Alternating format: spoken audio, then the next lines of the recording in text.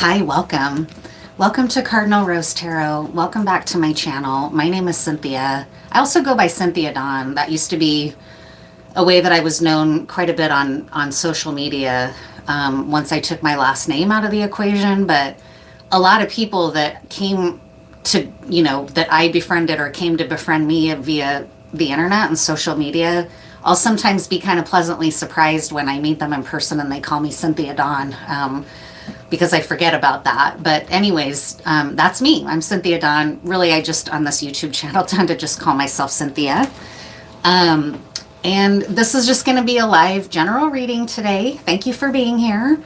I'm also a clinical social worker in private practice. And so at the end of this general reading, I'm going to do some commentary on crime and the law and the US and conspiracy, because it's something that I'm really interested in, but I've had to kind of try to figure out how do I want to talk about it on YouTube, because it intersects with a lot of different niches on YouTube and they're all very competitive. Tarot's really competitive. Law is really competitive on YouTube, and I'm sure conspiracy is too. I'm not a deep into conspiracy on YouTube person, but I have a little handful of conspiracy channels that I follow because I feel like they try to have some grounding in, like, let's think critically and use deductive reasoning to break down these conspiracies and see if they have any potential merit. I like that. So that's what I'm going to be doing later in this reading. But really, this is just to begin with going to be a general layout. And I saw something recently. I follow a reader that a lot of her readings are very deep into political and governmental corruption, right? A lot of her readings cover that, almost to the point that for me it gets a little much at times when I just want to hear something a little bit more personal or spiritual. It's like her readings are not for me at those times. But what's so interesting is that in Detroit there was just this massive corruption exposure being brought to light around a judge and the legal guardianship system. And this judge and her guardian, she was teamed up with this legal guardian business, and they embezzled tons of, like, something in the hundreds of thousands of dollars from guardian contracts that they had. And the judge was complicit in going along with it and gaining from it monetarily. And the way that it all came out, if you've been watching that reader's readings, she's been telling that story and now it's coming out and it's mind-blowing. It's like, wow. So I got a little bit off topic on that. I don't know why that's coming through. But I want to talk about those kinds of things too, because I care about what's happening in society. Being a clinical social worker is kind of like being a sociologist in practice in a way. Not totally. I mean, I'm sure sociologists might have maybe not agree, but we have a lot of foundation in sociology in our discipline. So I care about what's happening in terms of the rules of evidence in the US from a justice perspective. So we're going to go into that in a little bit here. But first, we'll just do the general layout. And then at the end of the layout, and before I get into the commentary about the legal stuff, if you want to ask me questions in the chat, go for it. Feel free to participate in the chat, ask me a question that you might have for tarot, and I will ask it for you at the end of the general layout. So once again, thank you for being here. My name is Cynthia. This is just going to be a collective message. Oh, shoot. Let me turn that heater down. I forgot. It's warm enough outside that I don't need to have it on so much.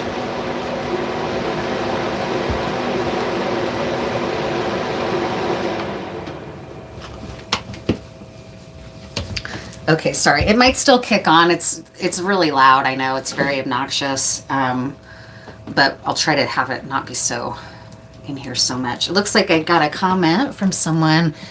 I like the aerial view cam. Seems to make your lives seem a bit different. Thanks. I appreciate that. I was really against this switch up at first, but I did it mainly so that I could have an easier time trying to monitor the chat. And now that I'm doing them and watching them back, because I watch my videos back, I like it too. So thank you for the feedback. I much appreciated. I might still go back to some horizontal ones at some point, but they're even harder to set up than this. So I'm going to try to just do it just for a while. So what's a general message that wants to come out? It's probably a high likelihood that somebody's legal situation might come out because I'm having such a focus on the law and legal content in my interest right now, so that might come through for other people as well. What's a message that wants to come out for the collective? Thank you for being here.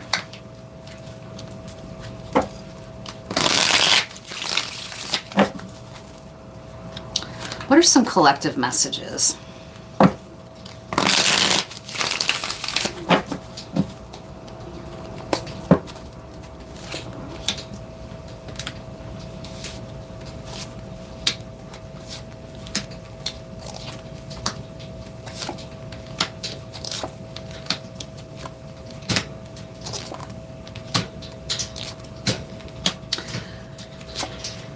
Interesting. So I about to jumped in before I finished the layout, so that might have meaning for someone. You might be getting tired of waiting and wanting to just move in the direction that you're envisioning for yourself. That might be true for people in this collective, is that you might be wanting to jump the gun and start your race right ahead of the gun. Okay, that came through. And I growing up when I was in track, I almost had the opposite problem. I would get so nervous at a track meet that when we're at our positions getting ready to start the race and they would sound the gun, I would have a second pause because I don't know what it was. It was like a psychological block that I developed because of the intensity and importance of starting the race and getting a good start. Like as soon as it would go pow, I would freeze for a second and then everybody else would take off, and that was a huge disadvantage, obviously. I ended up with another mental block in track doing the high jump. I was really gifted at the high jump. I was really talented at it and at sprinting. Those were my gifts in track, was speed, and I could do the high jump really well. And but at some point I hit the bar on the high jump and I landed on it really weird, and it fucking hurt so bad, and I had an injury that maybe should have been checked out but that never was. It just healed on its own and I'm fine.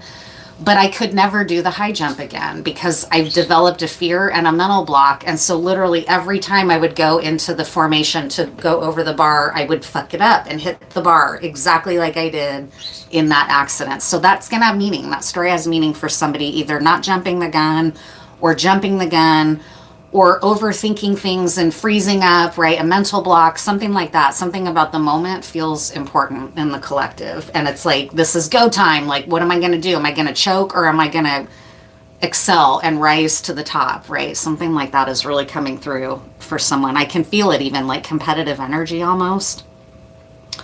But what's interesting is that in the cornerstone is the Four of Cups. So there may be a feeling of like turning away from some opportunities as well. That's the feeling I'm getting coming through from this Four of Cups, is that while you might be, or this someone close to you, it doesn't have to be you, it might be someone you're connected with and wondering about, they may be in this moment and simultaneously missing an opportunity because they're so caught up in their head with all this other stuff that they're missing something even better. That could be, or you might be so embroiled in some kind of conflict that's distracting you from something that's being offered to you in a really beautiful way, like a spiritual offering almost, and you can't see it because you're too embroiled in something else. So fit that how it needs to in your situation, either for you or for a person that you're encountering or engaged with. And here we are with the High Priestess in reverse. So you may feel completely lost in the situation, and any intuitive nudges or feeling of certainty in your own intuitive and more like feminine knowledge and feminine mysteries, wisdom. I mean, a High Priestess is kind of somebody that you might think of like a witch, but it doesn't have to be. It can also just be somebody who's very gifted intuitively, who can just sit in a room and watch and understand exactly what's going on, understand all the dynamics between all of the players in the room without even saying a word. They can just watch it play out, and they've got it on lock in their mind. What exactly is going on? Who are the players? Who isn't? Something about this is not in effect, okay? It's like you feel possibly temporarily like you are having that ability clouded or interfered with in some way. In the upright is the strength position though. So either you or this person is successfully overcoming that, okay? It may have felt very distressing to feel like, what's going on? Why I'm normally really intuitive. Why can't I access my intuition? Why can't I get a hit on this? Why can't I get a feel? I feel like I'm in no man's land or in unfamiliar country where I don't understand the rules anymore or whatever. This is all kind of coming through channel, but also simultaneous to that, you're feeling you're overcoming maybe some of your impulse here because you're confused and unsure. You're also recognizing I need to be aware of that, right? And slow my roll and try to wait until clarity returns. In the facts position of is the Two of Cups. So there's I think what I'm picking up here is that there's a relationship and a friendship or a lover or somebody that is offering themselves to you or you are to them, right? Again, could be either way. Flip it how it relates to your circumstance.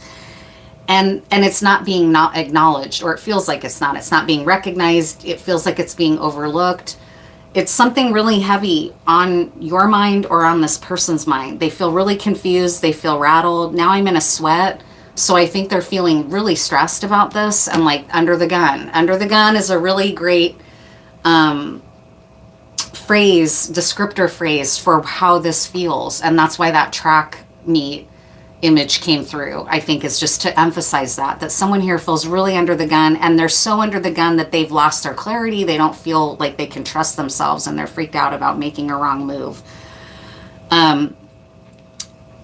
I think that uncertainty, God, I'm like pouring sweat. So yeah, granted I have hot flashes too, so it could just be that, and I'm sitting on this warm floor, but it's not like I'm not overdressed or anything, and it doesn't feel like a hot flash. It feels like it's corresponding to this energy. So the fact that you might feel at a frozen stalemate or uncertain about how to move forward and in like a freeze mode, like if you hear about trauma, you hear about fight, flight, or freeze. What I'm picking up on is that someone feels like they're in a freeze mode because it feels so important and so major that they're not sure what to do. So they're kind of frozen up a little bit right now and unsure about moving forward because they're trying to protect themselves. They're trying to maintain what they have and maintain a sense of stability, but also freezing and locking up like that cannot work in your favor, right? And it's like, that, okay, or the person does. I feel like it's you that this is happening to as more I go on for the collective, but it doesn't have to be. This might be somebody that you're concerned with and thinking about. I see some comments. Let me check those real quick. Hi, Gorsenbag. Gorshenbag. I'm not sure how to say that. That's totally you. That's definitely you. Thank you. Thank you for the confirmation. I appreciate this. There's probably going to be some helpful information in this layout for you.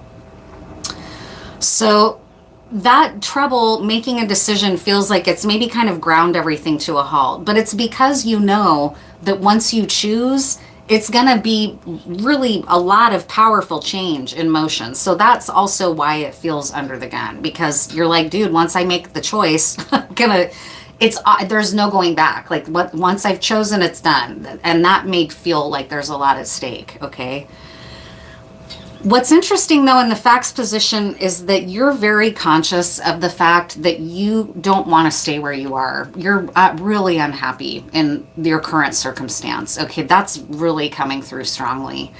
There's something happening about this situation. It may not be that you're miserable in life. It might just be relative to this one situation, but it's here. It's a sorrow and an upset that you're familiar with. You're really sad about whatever this has been about or whatever it is that you're going through. And you've definitely, what I'm picking up is that you're definitely clear on like, I don't want to stay put. I need to make a change. The change is coming, but it feels so make or break, do or die, like such a huge pivotal turning point that even that is kind of overwhelming. Even though I know I need to make the change, I'm also kind of simultaneously freaked out about it.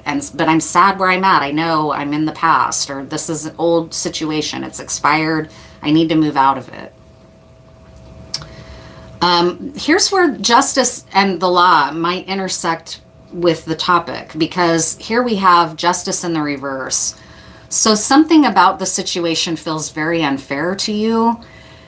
On a very brass tacks level, you may also be dealing with somebody who's an air sign, a Libra, and you feel that they're being unfair to you, or you don't like the way that this Libra is moving in the world. But that could just be really specifics for someone. It doesn't have to be anything to do with the sign of Libra.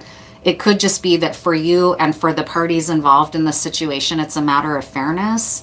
And something in you feels that this whole thing is very unfair. Like, why is this happening to me? Why have I been brought, especially with the Justice card being right up against this Judgment Day? It might be something like, I'm trying to think of a good example. Like, you waited your whole life for someone that you felt was your destined partner. And then finally, you just decided one day, that's shit's not real. That's never going to happen. I've been living in a dream world. That's something that I shouldn't be thinking about anymore. I need to leave that kind of thinking behind, because that doesn't exist. This might be the way someone was thinking in their life. I'm going to let go of the idea of soulmates. Even though I've kind of had this feeling my whole life that there was someone out there specific for me, I'm now older and wiser and more mature, and I think that kind of thinking is like an illusion, and I don't believe in that, and so I'm going to let go. So you go on, you let go, you meet someone, they seem to be a good fit. You're like, well, yeah, we think like the same things, we have decent chemistry. This must be it. And there's something wrong in me that makes it feel slightly unsatisfying. Okay, this is also kind of channeled, so this might be for someone. Then you go ahead and get with this person. You decide, okay, we're going to do this. We're going to get solid. I'm going to lock it down. I'm going to commit. Right after that, here comes the person that you were waiting for, okay, or that feels like the person that you were waiting for, like a love at first sight, like that kind of thing would feel, it would be something like this. Like, what the hell? Now what am I going to do? I just committed. I gave up on this whole thing, and now here's this person, but it's at the most horrible time in my life. Like, why did this amazing person, that's why it would feel like a gift that you're maybe turning away from or not seeing for some folks, is that it may not be that you don't see it. It may be that you see it very well, but you're like, yeah, but what the hell? Like, I wanted this and wanted this and wanted this and waited and waited and waited and never came. I finally let go. I told myself that was all fake. It was all an illusion, whatever. I went on. Now here's this person in my life, but it's feels like a cruel joke. Like, I'm now married with a child on the way, and now here this person comes. Like, what the hell am I supposed to do with this? F you, heavens, or, it could be totally something like that for some folks. And that's why, I mean, for some people it is love because of this cups element here, the water element. It feels like a cruel twist of fate to you. That's totally what's coming through. And again, it doesn't have to be love. It could be a job opportunity. It could be a career or a life path that you held out for as a creative, and you finally gave up and got a corporate job. And then here's some other artist came along and made it on ideas that were just like yours. And you're like, what? Like, that could have been me, but I gave up. Or why, God? Like, I don't know. It's definitely something like that. There's also this feeling of being under the gun. Like, if I don't decide something now, maybe something like that is going to happen. Okay, so put it how it fits again in time for you.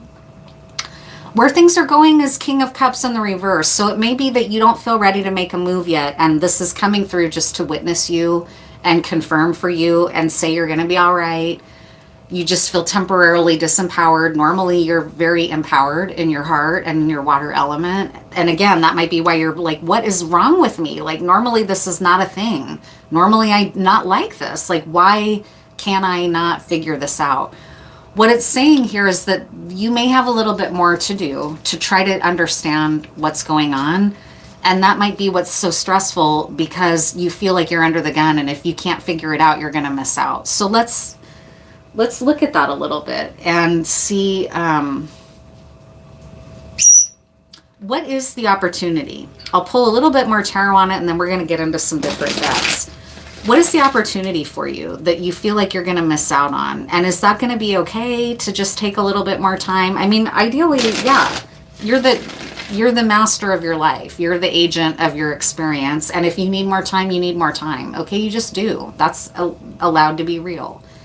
I'm personally someone that feels like if some wild, amazing, beautiful opportunity comes along and all it does is terrify you and make you want to run and hide, you might not be ready. You would want a combination of like yeah, I'm scared, but I'm also exhilarated and I'm going to go for it, right? So if it's causing like abject terror, maybe you need a little more time, right? So let's find out. On the split, I just pulled the King of Pentacles and the Tower. So you may feel like if you don't make this move, somebody else is going to come in and take it and bring your world down because you missed out. Okay, so this is very life. It may not feel life and death, but it's got that kind of quality of like, this is a huge moment for you. So what is it? What's the opportunity? It's, for a lot of you, it's a relationship. Forward momentum and progress. With the Queen of Wands.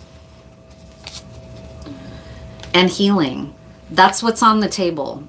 That's what's being offered. This Queen of Wands is like a healer. She's a creative healer. She's empowered as a queen. She's very connected to the temperance element within her. So she's done a lot of healing work. She may also be a healer, but she's coming through here as very healed. And there's a lot of progress and momentum and success and fire and passion and excitement with this offer that you have had cross your path, King of Cups. Okay, you're, oh my God, you know what? This is so funny. Wow, what a wild twist all of a sudden. Because I was looking at this King of Cups in the future in the reverse, and I was thinking, man, you are really tied up and in a twist and can't figure it out. But that could be one interpretation of this. The other interpretation could just be literal, which is you've not made any moves until now, and you're about to make a move. You're about to go from, I keep things close, I don't say anything, I don't make any moves, to like, now I'm letting it all out. Now it's all going to come out. I'm going to tell this person I want to work with them. I'm going to have all this forward momentum. I see that my healing is there, or that they are healed, or whatever it is, right? Is that what that is? The King of Cups in the reverse. So this might be like, if this is you, if you're this Queen of Wands, someone's seen clearly about the relationship. Okay, if this is a love reading for some folks. What's the King of Cups in the reverse and the outcome, Spirit?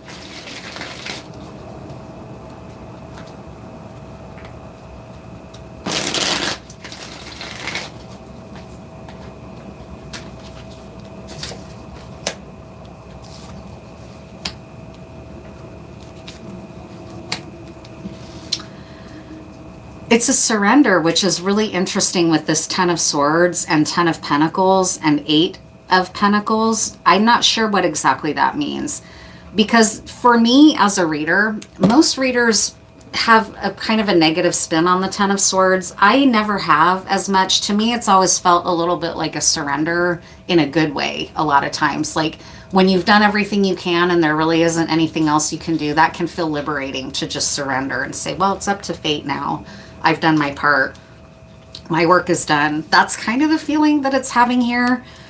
But that's in a little bit of opposition to the 8 of Pentacles and the 10 of Pentacles, because surrendering is not working. And this is saying work. If you work, you can have your 10 of Pentacles. You can have the dream, the stable family, the abundance, the beautiful, all of this, the healed motion, forward momentum, right? If you give up the working on it, you won't have it. I think that's what this is saying. That's the clarifier of this King of Pentacles, is that, yeah, if you give up, you're not going to get this prize. If you give up before the work is over. If you give up the race before the race is won, although it's not a race, okay? I don't know. You feel in a race, possibly, or this masculine feels in a race. So I keep having a part that wants to resist that, though, and say it's not a race, okay? But maybe it is a race. I don't know. Everybody's circumstance here. What's the King of Cups in reverse, Spirit, from Intuitive Kev's deck? But with a King of Pentacles in the reverse coming in and bringing a Tower like we felt on that split, it could also be a missed opportunity for something in your work professionally, especially with these Pentacles here. You might be afraid that if you don't take this job that's maybe going to like take you overseas or radically out of your current reality, that you'll miss out. It's like once in a lifetime. Someone else is going to come in and take it and go on to have all your dreams come true, but it's them, right? It's something that feels really heavy like that. Heavy and good, but intense, right? That's kind of a good problem to have. This is a good problem to have, okay? But it's one that's caused a lot of stress for you. Okay, sorry, I'll keep doing a lot of chatting here. What's this King of Cups in the reverse? Yeah, it's a third-party situation. We kind of already established that with that King of Pentacles in the reverse. There's also a karmic feminine in the reverse here, who's a really toxic third party. So there might be a lot of relationship interference in this dynamic that's causing a lot of the stress. Third party dynamics often do that. They cause a ton of stress. They cause triangulation, lying, you know, secrecy, jealousy. Triangles often have that built into them, right? And this is definitely in play for this King of Cups in the reverse.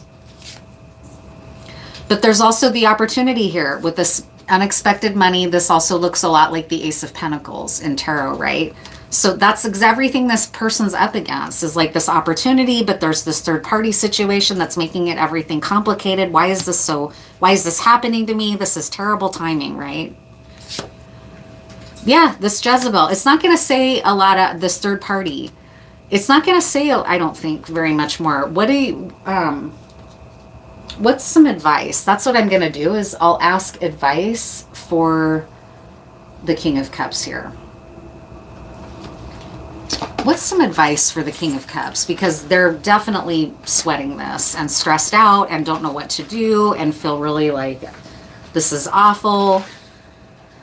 Everything's coming to a head and they feel totally out of control. You know, it's just a lot. But in the meantime, there's this really amazing thing happening to them. It's confusing for sure.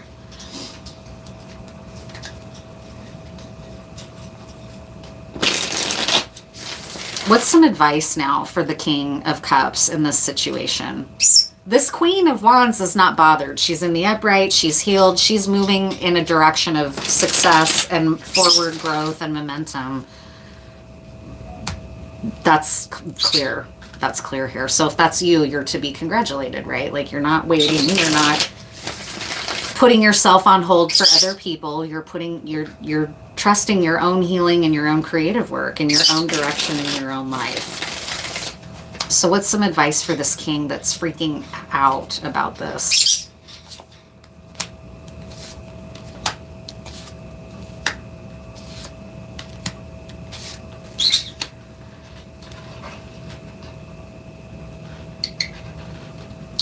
So we have a Queen of Swords here at the center of things, which represents advice for the king here to access feminine discernment, divine feminine discernment within you. Queens of Swords in the upright are very decisive.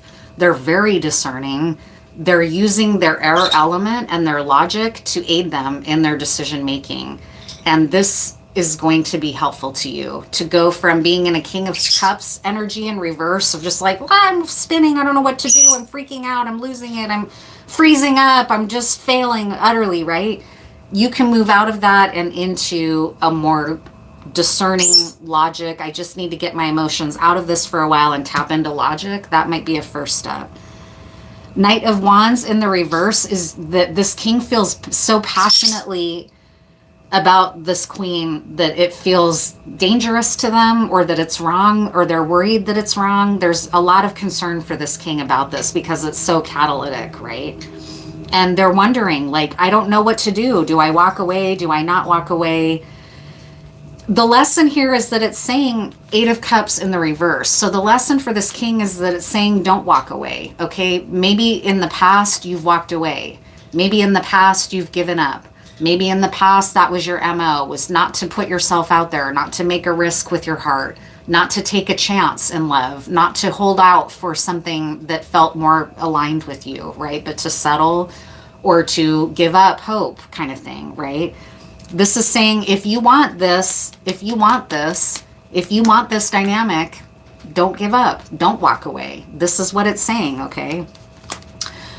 What I'm saying is that I would never say do or don't do anything here. This is what I do, is lay this out for you to decide, okay? It's not up to me whether you walk away or not, and it's none of my business, okay? So that's what I'm saying. This is, if you want this, you're being told don't walk away or it's going to go away, okay? You're going to have to do something different maybe than you've done in the past. The advice is to not be passive, okay? It's not to just turn this over to the world of whatever. It's not to be passive, okay? It's to not walk away. It's to not give up. It's to not just throw your hands up and, you know, say, well, I don't know, I feel like a victim of this wonderful circumstance that came into my life. Okay, that might be where you need to kind of shift focus a little bit and remember this is a good problem to have. If I can slow down a little bit and connect to my reason, maybe I can think my way through this in a way that isn't feel like it's just destroying my life. Because that's what it feels like, is you're just terrified of destroying your life. With this World card in the reverse, I'm picking up for the King of Cups in reverse that you're worried that if you choose this, it's going to destroy your life, somebody else's life, a world, right? That's a little bit of a distorted perception. You're being advised to kind of look at that, okay, and seize your fate, seize your fortune. Your fortune in the upright is coming if you are willing not to walk away and do this work, okay? That's just straight up. That's the advice for this King of Cups in the upright. If he really wants this and he feels like he can't have it, but he really, really wants it, this is your advice about how to get there. Is it going to be easy? Probably not, because it's telling you to do things that you've never done before. But that doesn't mean, I mean, people change all the time. People change their old patterns all the time. It's not easy to do, though. Adopting a change that is like a lasting change in your life from an old pattern takes a while. And that might be where it's been frustrating. I think their average says it takes like, I don't know, like there's one statistic out there about something like smoking, which is not just a pattern of behavior, but it's also an addiction. So that's like a double whammy, smoking tobacco. I read once that the statistic is that it takes like a smoker who's been smoking for a long time, on average 12 attempts to quit smoking. Okay, so if you're on like attempt 6, 7, or 8, it's no wonder that you're getting discouraged and thinking like, maybe I'm just never going to be able to quit. Maybe I'm just so addicted that it's because making it such a dramatic change. It's hard. It is hard. That's probably why it's caused so much stress and freak out, is because it is hard work. It's putting you, testing your limits. It's starting to feel like there's a lot at stake and it's down to the wire and you're sweating it. And so it's not that that's wrong or whatever, but this is giving you a blueprint and a way out, is to help yourself get grounded, reconnect to your air element. Maybe don't listen to all of these panicked, like, oh my God, it's life and death, right? Anything else, Spirit, before I end this? And then I'll talk a little bit about that legal topic that I wanted to.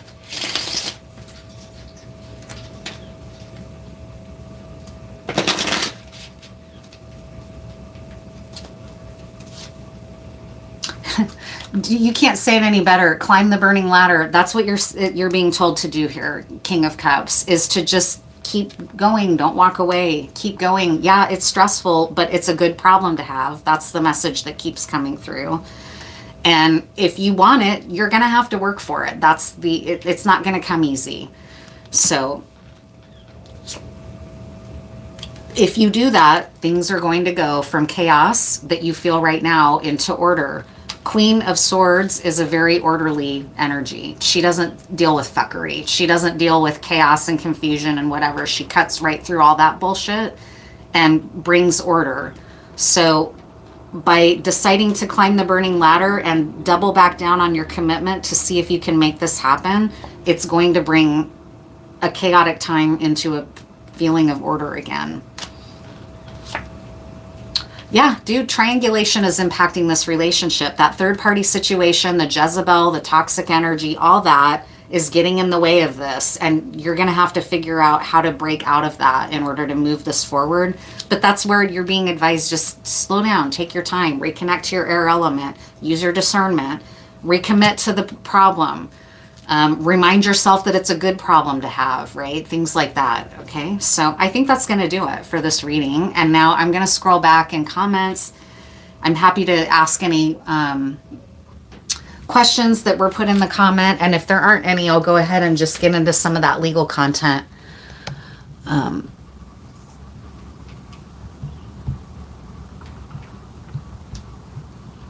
will get a government teaching job. Do you see us relocating to Massachusetts in the near future? Thank you for your kindness. Never on hold, but always willing to communicate. Waiting in readiness is prepared for all things that might spring up. Love it, Mr. Black Eyes. That's perfect. It's a great take. Walking out of sight, but what one can't see might still be heard if they're willing to listen. Amen. I deserve a love with purposeful intent. Amen.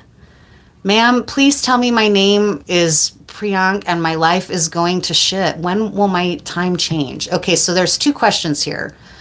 Do you see us relocating to Massachusetts? And when is my life going to change? Okay, I need to write those down.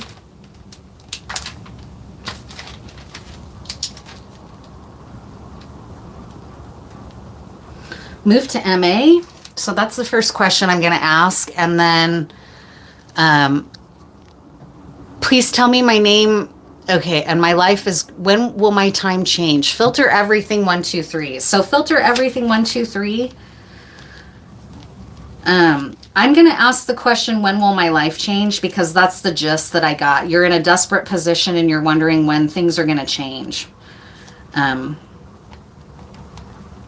And those are going to be the questions I ask before I get into the legal comments. So I'm not going to ask any more than that. I'm just going to ask those two questions for folks, and then I'll get into some legal commentary, and that'll do it.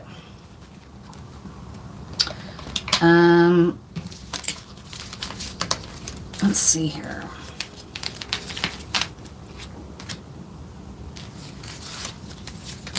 I saw someone comment and they said, please don't steal my comment. I don't know. I'm not sure what that means, but I'm not going to steal your comment. Okay. If you were talking to me, I just want to let you know, I'm not going to steal your comment.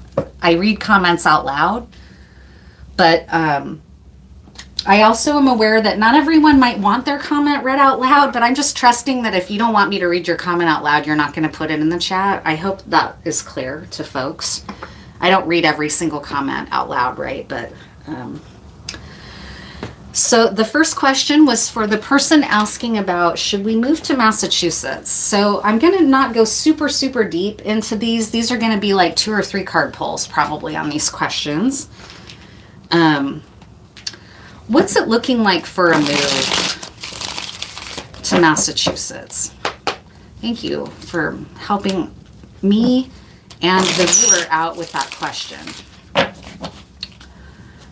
Is the move to Massachusetts good? Is it feeling like a right in alignment with the person inquiring for them and their family or circumstances? Is that going to make sense to make that move?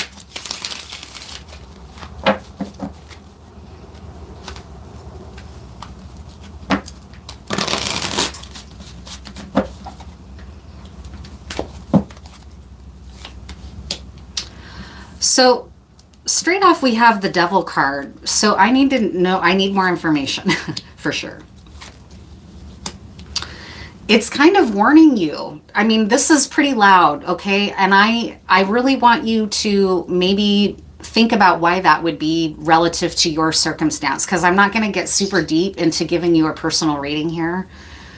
But there's a big warning about doing it. The Devil is in the upright here, saying that something is potentially like shallow about, like it's not going to bring the depth of new that you need. Okay, like there's something that's like a flash in the pan about moving, it's not going to pan out the way that you're hoping, or it's something about the move appeals to a part of you that maybe wants a quick exit out of a difficult situation or something like that. And it's saying it's saying not to, because it's got the Knight of Cups here in the reverse and the Fool in the reverse. So it's moving forward and making some kind of a gesture. The Fool is a new beginning. It would totally indicate a move in the upright, but it's coming in the reverse.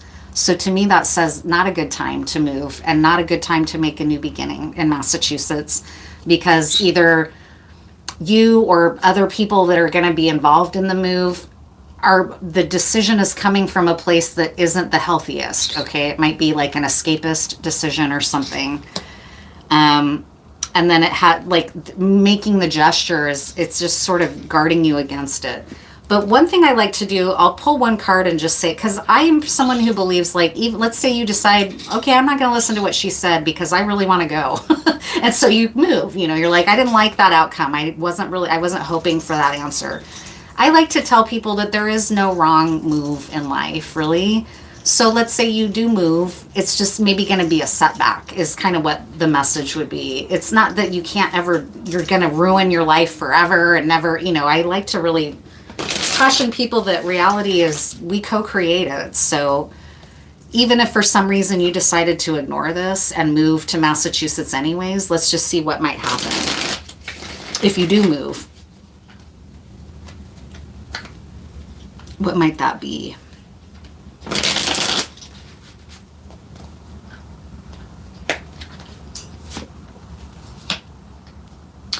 Something where your confidence will be really impacted. Nine of Swords. Like there would be a lot of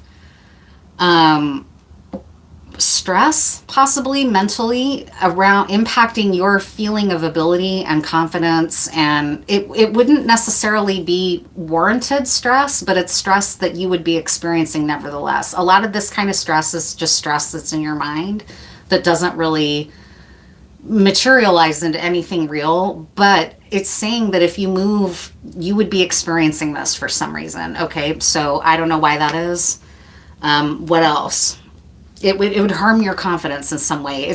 Wouldn't be permanent, but it would have you messing with your mind. Okay, it might be a relationship that wasn't good for you, that kept you off kilter. Like if you were deciding to move for romance, and then you got there and the person was like a gaslighter and not who you thought, and then started doing things that made you feel undermined in your sense of, what kind of person you are and such, right? What else might happen? Creativity might die. There might be like a creative spark or passion that you're feeling now that would go out, like the candle would go out or the flame would go out once you got there. And the King of Pentacles in the reverse. So it might end up really hurting your sense of financial stability, or it might be that if it was for a partner, that this partner is this kind of devil. He may seem like an angel, but he's really a devil. He might seem like this, person that's coming just in time in this right way. And then you move and find out, oh my God, he's a narcissist or something, right? Praise Jesus Christ. You're inviting demons into your lives. Okay. Sorry, Kevin. Kevin is worried for our safety. So anyways, that's the answer about the move to Massachusetts for someone. I hope that's helpful to you. And,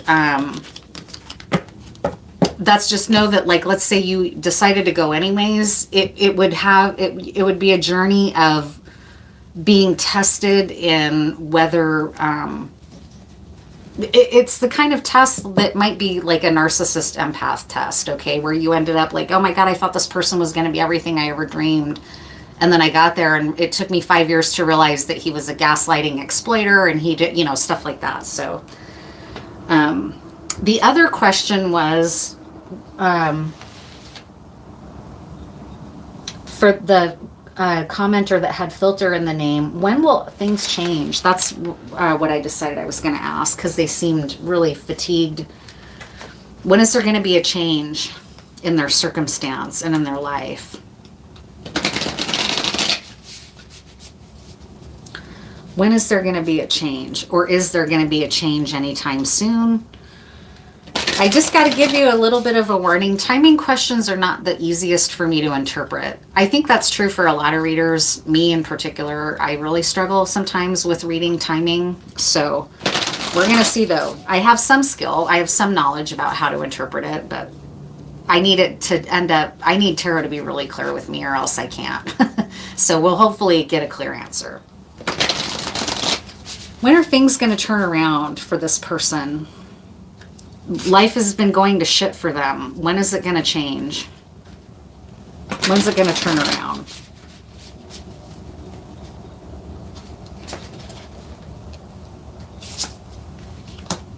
Yeah, here you are. You're really feeling strung up, like powerless to change anything. Hits keep coming. It just keeps feeling exhausting, difficult, hard, trials of life, right? Spiritually, you wonder, you might be feeling like, am I being spiritually tested? Like, what is going on? There's a really famous story in the Bible like that about Job, right?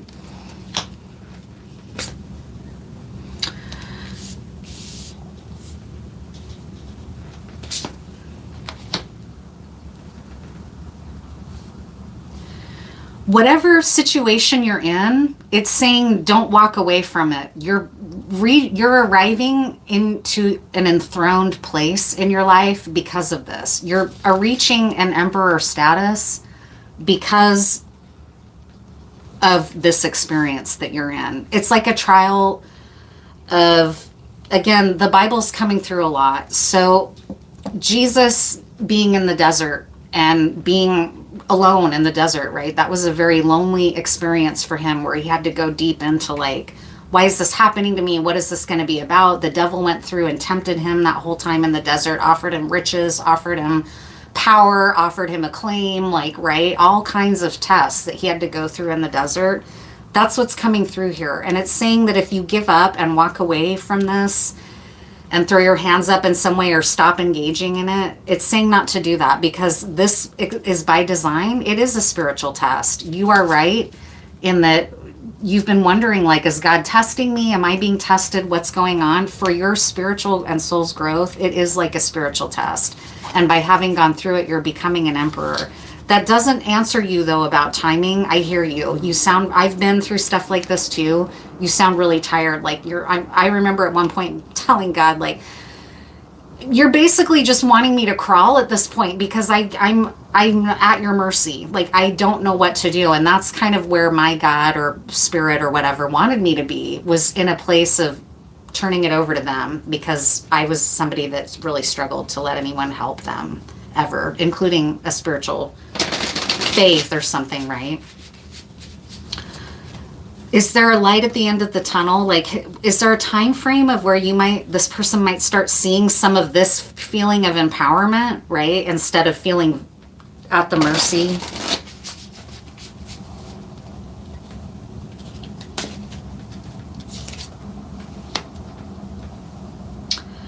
It has something to do, Two of Pentacles. So it might have something to do with some choices that you're facing currently. There's not a lot of fast energy here, but you have a choice facing you in terms of your heart, okay? In terms of love, in terms of divine love, in terms of how you show love in life, how you receive love. That's what you're being asked to explore right now in this timeout that you're in spiritually, is how do I love going forward? What do I want? How do I want to live from my heart? What is my life's love? And so on. It's not showing me a lot of speed, okay? But it's showing me that you do have power, even though it feels disempowering. If you use the time to be asking yourself questions about, what do I believe about love? Do I believe in romantic love? Do I believe in agape love, right? Like, what do I believe about the realm of the heart and love and relationships?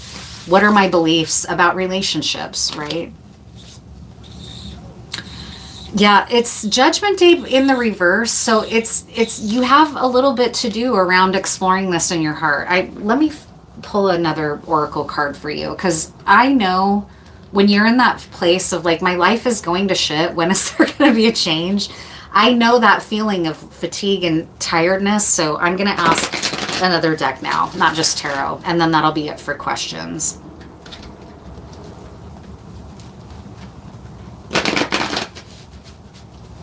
I mean, this Judgment Day here in this deck shows me a snake shedding its skin, and we just are coming out of the year of the snake. So that could be a timing. Like, it may be that the hardest is over, that the most of the work that you did over this last year that's the worst is over, right? That could be a timing answer for me. Let me find out. Anything else you need to know about what in the meantime, or advice or support about how to cope with everything feeling like it's been this trial, right? Some advice and comfort. Observer. It's card 49 in the upright, and I love this card. It's this little fox. Foxes are sometimes known as tricksters. I love foxes, but they have a complex reputation, right? Card 49.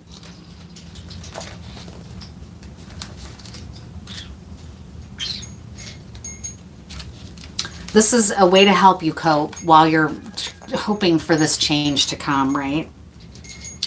Most people see the world through a personal lens. They closely identify with their feelings and experiences, so much so that they come to believe that these are the only reality. There are times when you need distance in order to gain perspective and understand your circumstances from a more neutral vantage point. Now is one of those times in your life. This is a perfect moment for you to begin to do some exploring instead of only considering yourself. Consider what you need to understand about the conditions, people, culture, and environment you're engaged with now. You'll be so happy you did. Illumination is the miracle you seek and will indeed find. And that's totally ties into what we were just saying. Take the time out that you're in, the time that you feel like, well, whatever life circumstances are forcing me to be still, even though I want things to change. This is saying exactly that. Take time to go within and consider all of these dynamics. Use it to your advantage. I know, I'm sorry, I know it's kind of cold comfort. And I say I know because I've been there. I've had a lot of readings tell me similar things in my life at a time where I'm like, no, I just want to hear that it's going to be different soon or whatever. But you're on the right track. I mean, you're no schmo, okay? You're an emperor in the making. That's what is saying to you, is that if you stay on this journey, you're going to become an emperor. And this is going to be like a distant memory, this time of time out and spiritual growth. You'll be so glad that you allowed it to happen to you and for you, right? So I hope that helps. Thank you so much. And I'm sorry I'm not going to answer any more questions, but I just wanted to cover a couple other things because they're really important. And I mentioned in my last reading that, I'm a US reader, and I believe in being honest and open and transparent and real about what's happening in the US right now. So this is going to feel sort of US centric. It is a little bit, although there's some international players involved in this discussion for me. But this is about what's unfolding right now in Minnesota and Minneapolis and things like that. So if you're not interested in this kind of content, that's fine. You can just log out. This reading's over for you. The content portion, or the tarot content portion of this live, is over. But one thing I wanted to talk about was I had came across a podcast. Well, let me say, I made notes. Let me try to stick to my notes here because I didn't want to go way off all over the place. So the whole reason I made notes was to not do that. So a little while back, a couple months ago, I chimed in on some true crime content on YouTube because of the conduct of some of the content creators. Mainly, one of them was a life coach and one is a clinical psychologist. And I'm a licensed clinical social worker, and I was following the whole thing as it was unfolding on YouTube. And at some point I chimed in because I am very motivated to talk about justice and social dynamics in my training, right, as a clinical social worker. And I've taught at the university level. I've done field instruction for my discipline. It's a whole part of who I am. It's just not the main thing that I wrap on YouTube, but it's my life outside of YouTube very much. I earn my living at that and so on. And so as I was chiming in, I ended up intersecting with these other channels that were also really chiming in a lot on this situation with these content creators. And they didn't like what I did because I noticed at some point, one in particular, it's a channel called Excited Utterance from Australia. It might be called Hella Excited Utterance. That's the name that she goes by. I don't think it's her real name. It's like a pseudonym. And she's been creating content about crime on YouTube. And it's mostly US crime. I think there's some other crimes from other countries, but it's mostly US crime. And as I had intersected and started commenting on some of the same stuff that they are and that other channels are, it's like I stumbled into this world on YouTube that I didn't really intend to, but I did because true crime is so big on YouTube. And I started observing and I was like, what are these people doing? Because I got annoyed kind of at the way that I started perceiving at least this person's channel to be like, this is about controlling the narrative for some reason about crime in the US. It's an intuitive feeling I have. I don't have any proof of this, right? So I started to kind of be annoyed with their coverage. I was like, why is this Australian person covering all of these US cases with all this spin? And to me, it felt like spin because they were only US cases where the person on trial is a white man, basically, or somebody. And so, that is whatever, who cares? I don't care normally, except that I felt like they ripped off some of my content, but didn't want to share it or give me a boost because I'm far left. And I think they're right wing and right leaning. And I think there was a point of agreement that we shared about commentary I was making about the situation, but they didn't want to use it because I'm far left and they didn't want to give far left ideas any traction because I think that they're part of like a more controlled opposition or, conspiracy of like, I don't know who, like some type of power broker group that wants to sow chaos and confusion in the US legal world about crime and about the laws of evidence and the rules of evidence and who are the crime victims in the US and so on, okay? So when I said, hey, stop, I decided I'm going to defend my content because I'm a licensed clinician. And my work matters to me because of that. And so I called them out. I said, don't strip off my content. It's great if my content inspired you. I don't give a fuck if you don't agree with my takes. Just don't rip it off. Their whole defense was like, you don't own words. You don't own ideas. You're muddying the waters and making it about you instead of Richard Allen, which I wasn't. I wasn't even talking about Richard Allen. I was originally. But then once I felt like they stole my content, now it's not that anymore. I'm confronting you about stealing my content. They denied it. End of story. I moved on. But while I was researching all that, I came across this other podcast called Excited Utterance, and they've been around since 2016. They are attorneys in the US.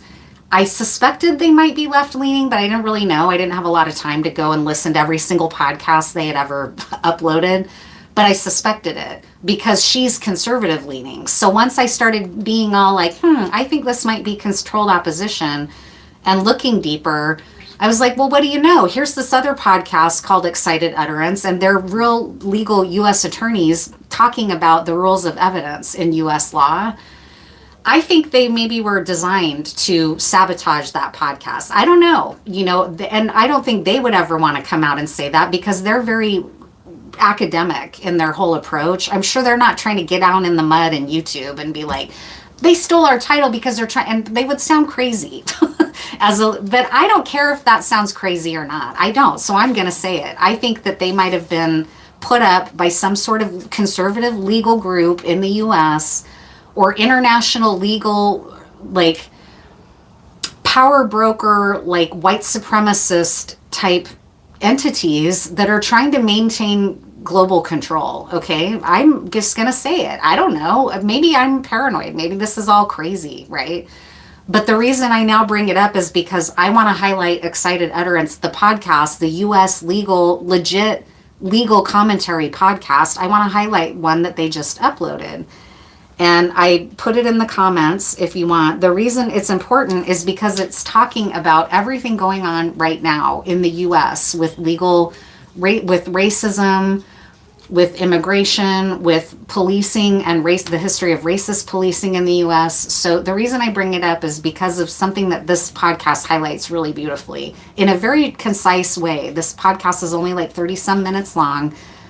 I'm not wild about their work because it's a little bit highbrow in terms of like the language and stuff. It's not super user friendly like me. I'm not an attorney. a lot of their podcasts I'm probably going to find boring, but this one, it's really relevant to what's going on right now. And I hear a lot of people talk about like racism is over. That's an old problem. It's not new, right? That's the right wings. They cling to that, right? Like, all you guys just keep playing the race card. Blah, blah, blah, blah, blah. Well, racism is not just ideas in people's mind about people that have a different color of skin, okay? In the United States and in Europe and in colonization and whatever, racism became structurally implemented in the governing positions and institutions of these countries. So you might think like, well, what is structural racism? What does that mean? And whatever, right? So what I'm saying is go listen to this podcast and it illustrates it.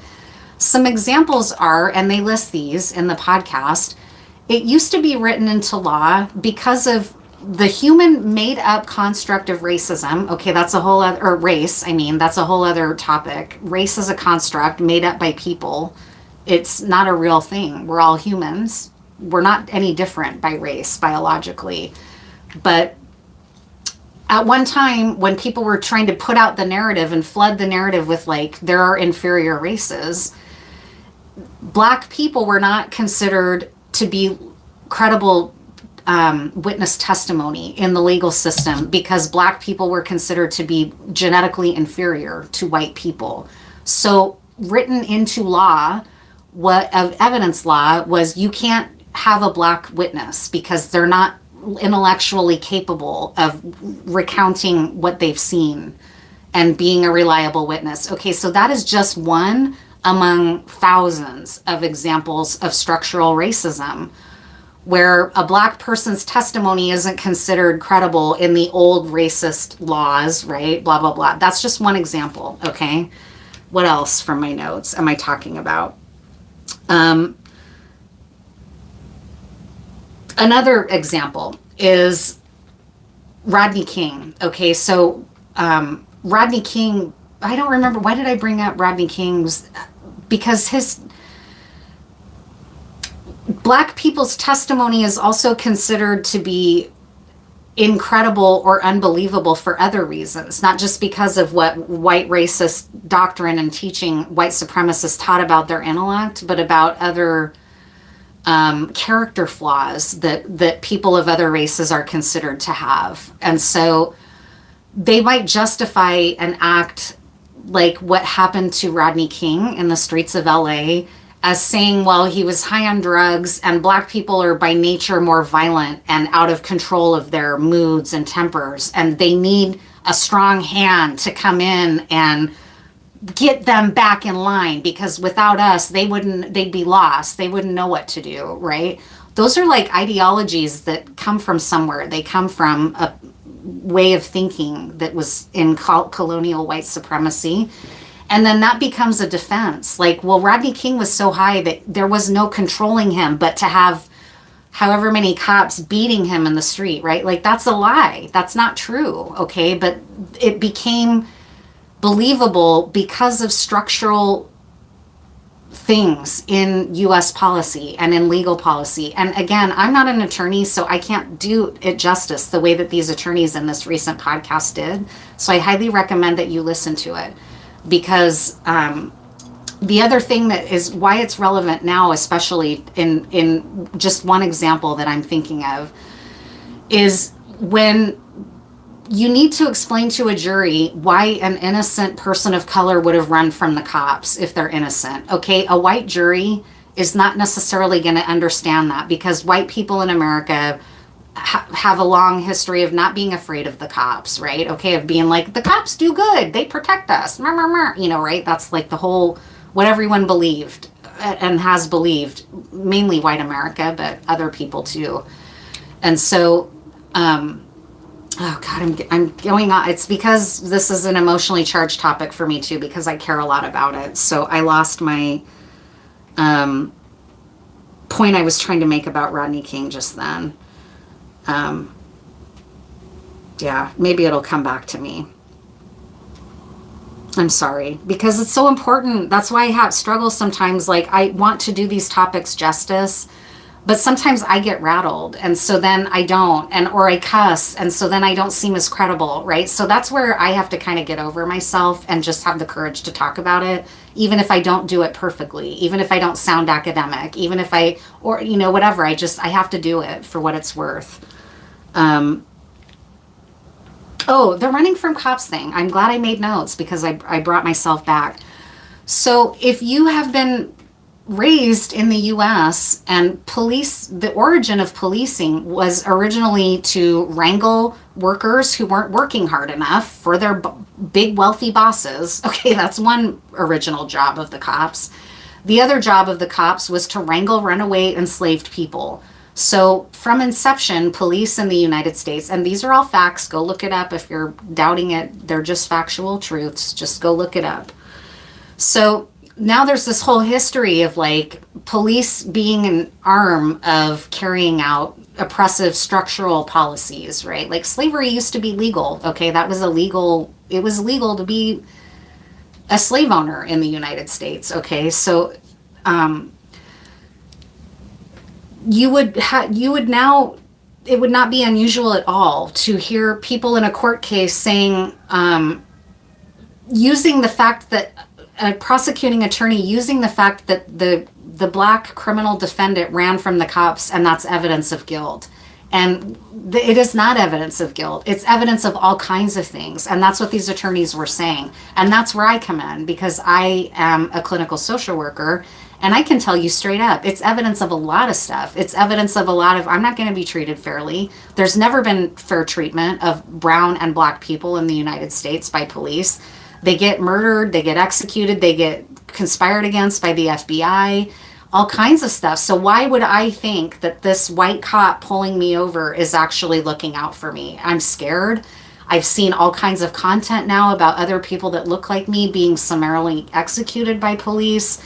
I'm now having a trauma response of my own because I have PTSD. Maybe I'm also a war vet. Maybe I grew up in an abusive home. Now I have PTSD. I see this white cop pulling me over. I'm afraid for my life and I'm going to run. That's a defense that could explain why someone ran instead of cooperating with police, based in science, based in evidence, based in expert testimony, because that's what this podcast is about too, is like the prosecution and the state have all the resources they need to produce all of their experts to beef up their case. But the criminal defense has to pay for those experts. Okay, they have to come up with pay and the resources, and often people don't have that. So that's already a disparity, right? That's another example of structural disparities in wealth, class, right? All of these reasons why the legal system is accused all the time of being structurally racist, structurally classist, right? And so I have a problem then again, now to bring it back down to me before I wrap this up. As a content creator, when I come across somebody like Hella Excited Utterance and I start watching their content, and that's fine if they want to be biased in favor of white criminal defendants, go for it. I don't give a fuck. What starts bothering me about their content is when they intentionally start muddying the waters and doing things like, I was criticizing John Matthias. That's how I first got into this. He's a criminal psychologist. He provides legal commentary, legal testimony, and so on. I was criticizing him from an ethical place to try to do harm to his reputation because I feel that's important. He needs his reputation to be harmed. What she was doing was muddying the waters and like allowing for weeks and weeks and weeks and weeks for content and for clicks and for views and to create atmosphere and suspense and all of that. She kept allowing there to be all of the speculation about whether he's even a real, and it's obvious if you just do a quick bit of basic research, you find out that, yeah, he's real, he's legit, he's licensed with the board, all of that stuff is out there. But because she wanted more clicks and more views and to generate all of this hype around it for herself and her channel, she drags that stuff out and slow walks it out. And then now I'm doing a big reveal. That's fine, but I'm going to say that's bullshit. And it's muddies the water and it creates distraction from things that have real consequences in the US legal system, doing stuff like that. So that's all I'm pointing out. If you want to love her content, if you think she's great, if you think her snark's hilarious, great, go love her content. I'm not trying to bring her down or whatever, but I am going to critique their work. And their work, I think, is one, I think it tried to steal Excited Utterance's title so their podcast wouldn't get any traction. Whether she knew that was, I think she's sponsored by somebody else. I think she's put up by somebody even bigger than her to be an outside chaos agent that creates problems in the U.S. legal system and confusion. And no, it's still white people that are the victims. And no, whatever. Those are my takes, right? That's what I think is going on. And that's why I think her kind of content causes harm. So to conclude, I highly recommend that if you're trying to understand why people are talking about structural racism and defending Black and brown criminal defendants at times from things like racist do-gooders like George Zimmerman. Okay, that's another reason why I don't like Hella and Dolly Talk and I think that they're a plant, is because Dolly Talk's first case that he wanted to cover was George Zimmerman's trial. If there was ever an innocent victim, it's Trayvon Martin. Okay, rest in peace, Trayvon. If there's ever an innocent victim of a murder, it's Trayvon Martin. Okay, I don't even understand why or how someone would launch a YouTube based on let's critique the case and mock people that defend Trayvon Martin as a launch point for your legal commentary on YouTube, unless you have fascist leanings and racist leanings. And that was the other criticism that Hella had of me, was that I'm racist against Australians. That's not even a legitimate criticism. I didn't even bring race into my criticism of her. My criticism of her was that she stole my content. And then I used Kendrick's lyric to say, get the fuck out of US shit, bitch. Basically, you're not like us. Stay out of our fucking arena, okay? Because I was aggravated at her muddying the water and stealing my content and not crediting me because it's left. And these are all intuitive speculations on my part, but these are my issues. And so I want to uplift the main Excited Utterance podcast because I just want to highlight their work, because it's good legal scholarship work. It's a little boring, it's a little dry, but that's okay. Not everything has to be wrapped up, at least for me as someone who takes in content. I don't need every single thing I take in to be glitzy, snarky, blah, blah, drawn out for click views. It's like sometimes I just need someone teaching me the brass tacks, and that's what this podcast does. And this is a really great listen. I highly recommend it if you care about what's going on in the U.S. and want actual legit commentary about things that can really affect what's going on here instead of just snark content. So she's free to go have her snark content. And if you like legal snark content, I'm sure you'll love her work. She's really good at it. They're great. They have a really great formula at doing snark, at doing legal commentary, at creating a whole little group of, crew, like a whole family around their work, the cranks and all, it's just stuff like that. They're great at that. And if you like that kind of little community and snark and suspense and draw out and Dr. John's a fraud, is he not? Let's draw it out and suspend it and create 10 views or videos about that. You'll love their work. It's very entertaining. So if you are serious about breaking down what's happening in the U.S., you'll love this Excited Utterance podcast. So thank you, and I'll see you next time, and have a good one. Be safe. Oops.